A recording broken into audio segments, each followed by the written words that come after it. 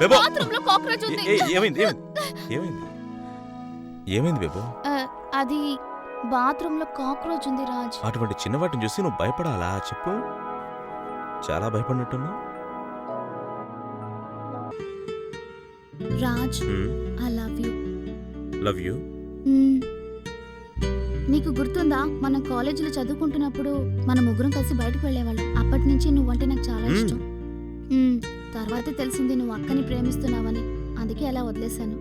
అంటే తన కోసమే త్యాగం చేసావా? మా అక్క నిన్ను మనస్ఫూర్తిగా ప్రేమించింది. ఆ తర్వాత యాక్సిడెంట్లో మా నాన్న చనిపోయే ముందు ఆయన ఒకే ఒక విషయం చెప్పారు, ఏంటి? అక్కని ఎప్పుడూ సంతోషంగా చూసుకోమని. ఓకే. అందుకే నా మనసులో ఉండేది నీతో చెప్పలేదు. అలాగా? అవును. నీకు ఒక విషయం తెలుసా, మా నాన్న చాలా పెద్ద బిజినెస్ మ్యాన్. ఆ తర్వాత ఒక పెద్ద యాక్సిడెంట్ లో మా నాన్న చనిపోయారు. మా కార్ డ్రైవరే మా అక్కని అడాప్ట్ చేసుకున్నాడు. ఆయన మా అక్కని చాలా బాగా పెంచారు. ఆ తర్వాత నిన్ను చూసి మా అక్క మమ్మల్ని వదిలేసి వచ్చేసింది. చూస్తూ చూస్తూ ఎవరినైనా వదిలేస్తానేమో కానీ నిన్ను మాత్రం నేను వదులుకోవడానికి ఎంతగానో ఇష్టపడను.